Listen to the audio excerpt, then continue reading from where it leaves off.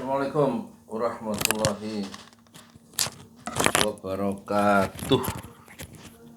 Ini saya membaca buku 80-20 ya, Pareto, yang baru saya beli tadi, harganya 78.000. Pengarangnya Richard Koch ya.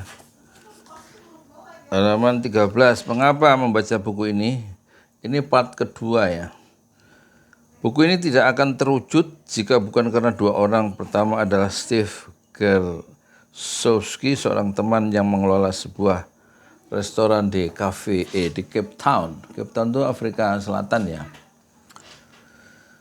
Steve adalah orang yang cemerlang dan dinamis, bersemangat serta sangat cerdas. Saya tercengang ketika dia berkata, saya mencoba memahami buku The 80-20 Principle ternyata terlalu sulit. Ya bahkan tidak bisa melampaui halaman 10 ya.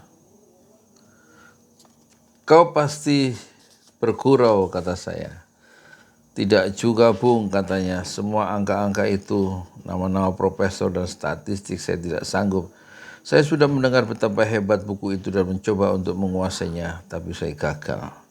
Lalu saya menyadari bahwa bukan Steve yang gagal, saya lah yang menyebabkan Steve gagal. Saya pikir buku itu ringan dan mudah, tapi saya harus mengakui bahwa walaupun sebagian mudah dibaca, termasuk sebagian besar urian di akhir untuk membantu pembaca dalam menggunakan gagasan besar, terdapat pula ilustrasi tentang bisnis yang sulit dipahami oleh orang non-bisnis karena bahasan tentang bisnis muncul lebih dulu di buku tersebut. Hal itu memberikan kesan bahwa gagasan besar adalah hal yang sulit, padahal sebenarnya sangatlah sederhana. Saat pertama kali, ya, ini saya pakai kaos Habib Rizik ya, supaya orang-orang yang jahat terhadap Islam itu takut sama dia. apa kaos takut? Dasar orang pengecut, takut sama kaos. Saat pertama kali saya mengeksplorasi buku tersebut untuk mengetahui bagaimana menerapkan konsep 80-20 bagi kehidupan personal, saya berusaha mencari gagasan agar para pembaca bisa memahami dan menggunakannya. Seharusnya saya berkata, kita membaca buku ini agar menjadi lebih bahagia.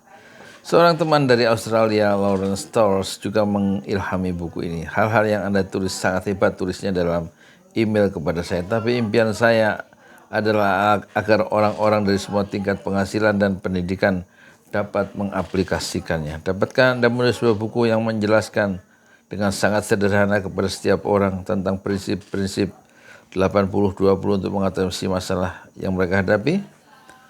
Ya, buku the 20 buku The 80-20 Principle ditulis untuk orang-orang bisnis dan profesional. Iki ribut habis makan, padahal harusnya kalau udah habis makan tuh nggak ngomong ya, karena perut kenyang ini masih berkicau. Jam berapa sih ini? Dapatkah Anda menulis buku untuk orang yang tidak berbisnis dan tanpa latar belakang pendidikan tinggi? Sebuah buku yang menunjukkan bagaimana menggunakan cara 80-20 untuk hal-hal yang sederhana seperti mendapatkan pekerjaan yang mereka sukai atau memperkuat keuangan mereka. Ya, jawab saya, ide yang bagus, saya akan segera memulainya. Dan inilah dia, buku ini maksudnya. Buku untuk orang yang non-bisnis dan lebih bersifat umum ya. Bagaimana mewujudkan cara 80-20? Itulah isi keseluruhan buku ini. Tetapi saya bisa menjelaskan apa saja yang dibahas secara sekilas karena buku ini didasarkan pada dua gagasan. Satu, aturan tentang fokus. Kurang adalah lebih. Mengurangi pekerjaan, itulah kelebihannya. Menghasilkan hal yang lebih banyak. Dua, aturan tentang kemajuan. Kita dapat menciptakan lebih banyak dengan lebih sedikit. Nah, ini dalilnya. Cukup mudah memahami gagasan tentang fokus. Bagian satu akan menguraikan konsep bahwa 80% dari apa yang kita inginkan dihasilkan dari 20% dari apa yang kita lakukan. Oleh karena itu, dalam mendapatkan hasil yang kita inginkan, membantu orang lain, ataupun tujuan yang sangat penting bagi kita. Hanya sebagian kecil dari tindakan kita yang benar-benar diperlukan. Sisanya sia-sia belaka. Dalam mendapatkan hasil yang kita inginkan, membantu orang lain ataupun tujuan yang sangat penting bagi kita hanya sebagian kecil dari tindakan yang benar-benar diperlukan. Jadi jika kita belajar mengidentifikasi hal-hal yang paling berarti dan yang menambah kelengkapan kehidupan kita, jika kita belajar untuk berfokus pada hal-hal yang kita yakini paling penting, kita menemukan bahwa lebih sedikit adalah lebih banyak. Lebih sedikit adalah lebih banyak di garis miring ya. Dengan berkonsentrasi hanya pada hal-hal tertentu,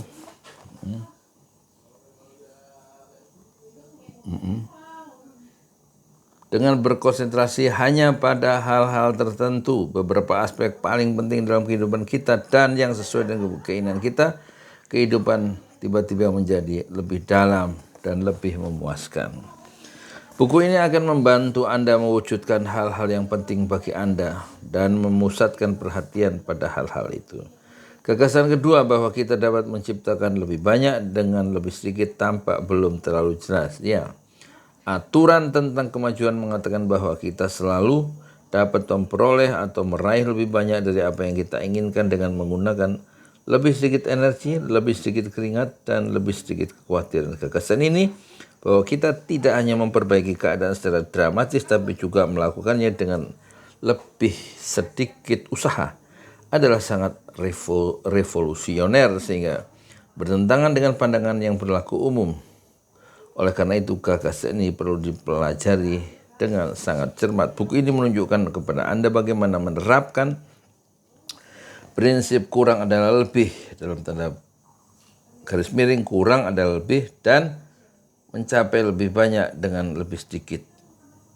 Ditulis miring untuk diri Anda, untuk pekerjaan dan kesuksesan, uang, hubungan, dan kehidupan yang mudah serta berkualitas, dan akan membantu Anda mengembangkan rencana tindakan personal untuk mengubah hidup Anda. Udah ya, itu Prakarta halaman 17. Sekarang pendahuluan. Apa gagasan besarnya? Ya.